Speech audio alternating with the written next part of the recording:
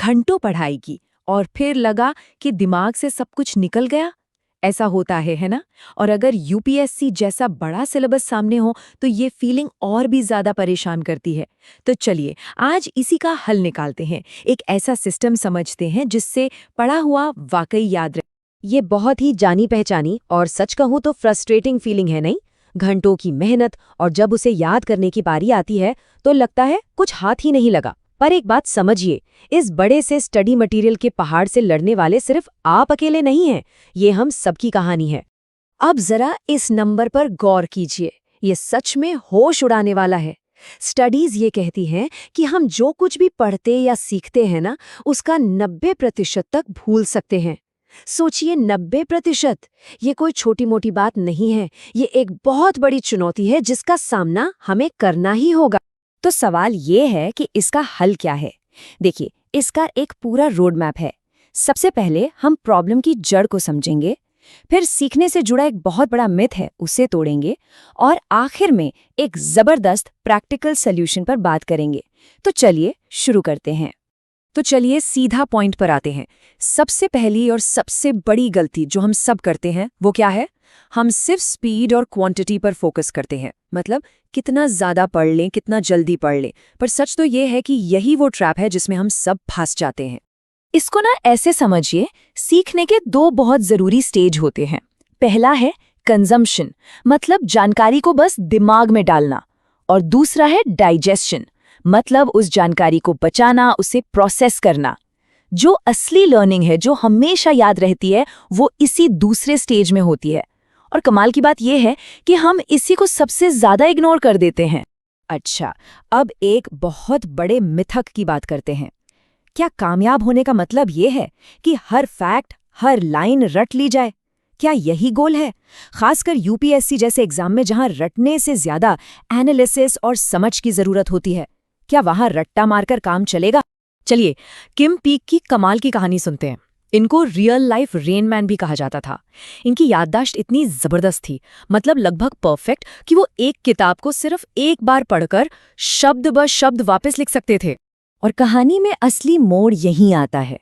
अपनी इस कमाल की मेमोरी के बावजूद किम पीक को रीजनिंग और प्रॉब्लम सॉल्विंग में बहुत दिक्कत होती थी।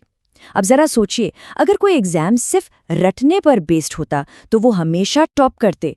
लेकिन यूपीएससी जैसे एग्जाम में जहां एनालिसिस और तर्क की जरूरत है, वहां सिर्फ रटने वाला नहीं बल्कि गहरी समझ रखने वाला ही आगे बढ़ता है। तो फिर असली गोल क्या होना चाहिए? देखिए, लक्ष्य सब कुछ याद रखना है ही नहीं। लक्ष्य तो वो याद रखना है जिसे हम इस्तेमाल कर सकें, जिसे हम अप्लाई कर सकें।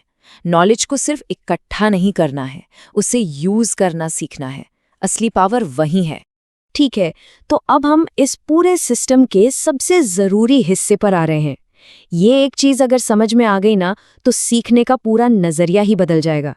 हमें ये समझना होगा कि असली लर्निंग होती कैसे है। तो पहला स्टेज है कंजम्पशन। इसका सीधा सा मतलब है जानकारी को अंदर लेना, जैसे कोई चैप्टर पढ़ना, कोई लेक्चर देखना या कोई ऑडियो बुक सुनना। ये सब कंजम्पशन है।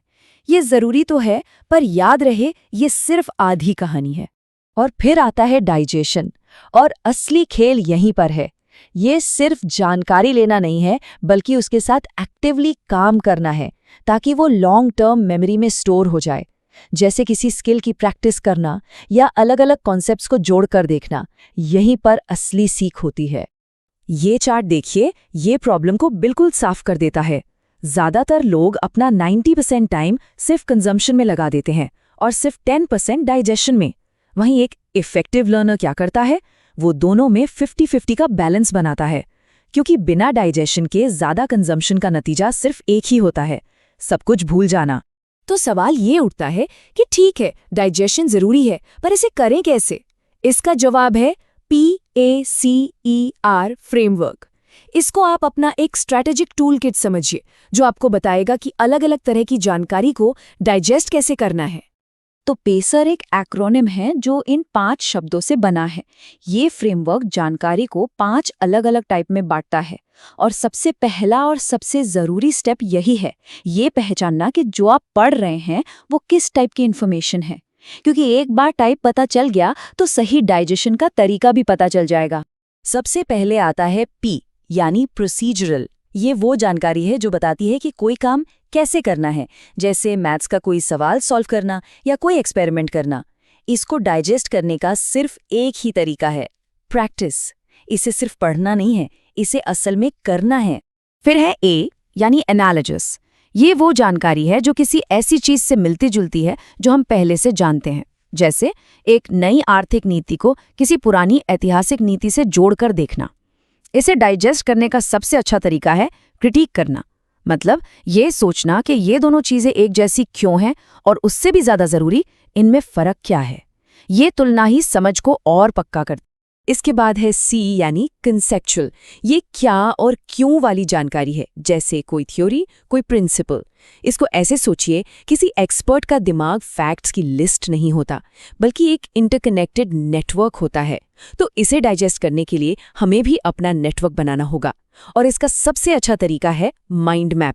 और आखिर में आते हैं E यानी एविडेंस और R यानी रेफरेंस। ये दोनों सपोर्टिंग डिटेल्स हैं।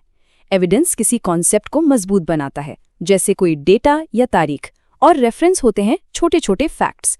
इन दोनों को डाइजेस्ट करने का तरीका है स्टोर और रिहर्स। बस फर्क इतना है कि एविडेंस को हमेशा कॉन्सेप्ट के साथ जोड़कर रिवाइज करे और रेफरेंस को सीधे सीधे याद किया जा सकता है। तो यहाँ पर सबसे जरूरी स्ट्रैटेजी क्या निकल कर आती है, वो ये है कि अपना ज्यादातर टाइम और एनर्जी P, A और C को डाइजेस्ट करने में लगाएं, मतलब प्रोसीजरल, एनालॉजिस और कंसेप्चुअल नॉलेज पर। यही आपके ज्ञान की नींव है। जो E और R वाले फैक्ट्स और डिटेल्स हैं, उन्हें बाद में रटने के लिए स्टोर कर लीजिए, पहले नींव मजबूत कीजिए। तो चलिए अब इन सब बातों को एक साथ जोड़कर एक सिंपल, एक्शन लेने लायक लर्निंग सिस्टम बनाते हैं। तो पूरा एक्शन प्लान क्या है? सिर्फ 3 सिंपल स्टेप्स हैं। Step 1, identify. पढ़ते वक्त पहचानिए कि जानकारी PACER में से कौन सी है। Step 2, apply. उस टाइप के लिए सही डाइजेशन का तरीका अपनाइए। और स्टेप 3, बैलेंस। अपने पढ़ने और पचाने के टाइम में 50-50 का बैलेंस रखिए। आखिर में इस पूरी बातचीत का निचोड़ बस एक लाइन में है। दिमाग में क्या जा रहा है ये उतना जरूरी नहीं है जितना ये कि दिमाग में रह क्या रहा है। असली खेल रिटेंशन और समझ का है। तो अब एक सवाल अपने आप से पूछने का है। अपने पढ़ने की आदतों को ईमानदारी से देखिए। क्या हम सिर्फ जानकारी इकट्ठा कर रहे हैं या सच में कुछ सीख रहे हैं?